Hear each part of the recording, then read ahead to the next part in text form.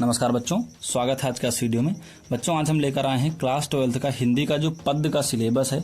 तो कंप्लीट आपको पद्य का सिलेबस लेकर के आए हैं, आप देखिए और उस चैप्टर को आपको टिक कर लेना है। ठीक है भाई, देखिए प्रॉब्लम क्या होती है, जैसे आपने मान लीजिए पुरानी बुक खरीदी या किसी की ले ली आपने पढ़ने को, तो वहां पर क्या होता है कि नंबर आप चैप्टर ज्यादा दिए गए हैं और पढ़ना आपको कम है, तो कौन सा जो चैप्टर है वो इस बार कटे हैं, तो मैंने उनको नहीं लिखा है। जो चैप्टर सिर्फ इस बार आएंगे सिलेबस में हैं, तो मैंने सिलेबस देखकर सिर्फ उन्हीं को नोट किया है। ठीक है, तो करना क्या है आपको कि इन चैप्टर्स को आपको अपनी बुक में या नोटबुक में कहीं भी टिक कर लेना है और इन्हीं चैप्टर्स को सिर्फ आपको पढ़ना है। ठीक है, ताकि स्टूडेंट्स आप पता लगा पेपर के टाइम पढ़ते चले गए और पेपर में नहीं आया या फिर पेपर में इतना सिलेबस नहीं था, तो वहां पर आपको प्रॉब्लम का सामना करना पड़ सकता है। ठीक है, तो इसलिए भाई आपको जो चैप्टर में बताऊं बस उन्हीं को अपनी बुक में कॉपी में कहीं भी जो है टिक कर लेना है और सिर्फ इन्हीं चैप्टर्स को आपको कंप्लीट करते हुए चलना है। ठीक है, चलिए स्टूडेंट्स फटाफट बिना देर के हुए वीडियो को शुरू करते हैं। बस उससे पहले रिक्वेस्ट है कि वीडियो को लाइक करना, चैनल को जरूर सब्सक्राइब कर लेना, क्योंकि इस चैनल पर ऐसे ही आपको जो इन्फॉर्मेटिव वीडियोस अच्छी वीडियोस मिलती रहती है ना। तो चलिए फटाफट से शुरू करते हैं।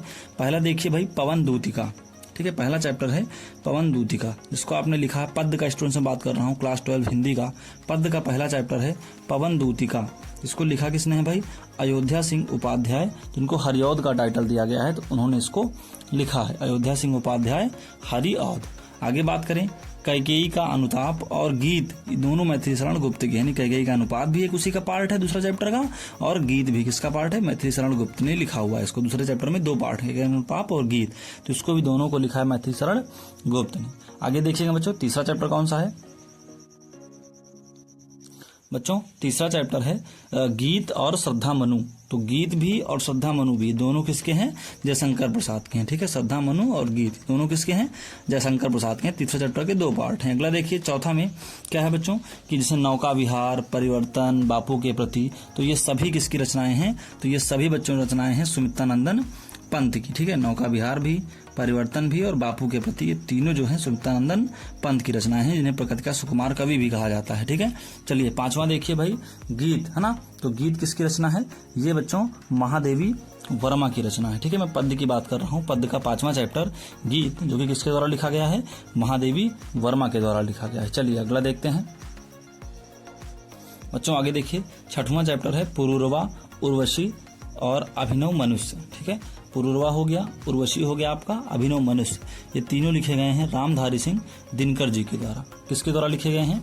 रामधारी सिंह दिनकर जी के द्वारा लिखे गए हैं। ठीक है, आगे देखेंगे बच्चों, सातवां चैप्टर कौन सा है? मैंने आहुति बनकर देखा है और हिरोशिमा, ये दोनों मतलब पार्ट हैं सातवें चैप्टर के, जो कि लिखे गए हैं सच्चिदानंद हीरानंद वात्स्यायन अज्ञेय जी के द्वारा। ठीक है, सच्चिदानंद हीरानंद वात्स्यायन, जिनको अज्ञेय की संज्ञा दी जाती है, तो इनके द्वारा ये सातवां चैप्टर लिखा गया, जिसमें मैंने आहुति बनकर देखा और हिरोशिमा दोनों इसी चैप्टर के पार्ट हैं। ठीक है भाई, तो उम्मीद करता हूं बच्चों कि इन चैप्टर्स को आप टिक लगा लेंगे और सिर्फ आपको इन्हीं को करना है। ठीक है, तो उम्मीद करता हूं कि वीडियो आपको इन्फॉर्मेटिव लगी होगी, कुछ सीखने को मिला होगा। वीडियो का पसंद आई हो तो वीडियो को लाइक करना, चैनल को जरूर सब्सक्राइब करना, क्योंकि हमारे चैनल पर आपको ऐसी वीडियोस मिलती रहती हैं। तो आज के लिए इतना ही, मिलते हैं अगले वीडियो तक के लिए। जय हिंद और वंदे मातरम।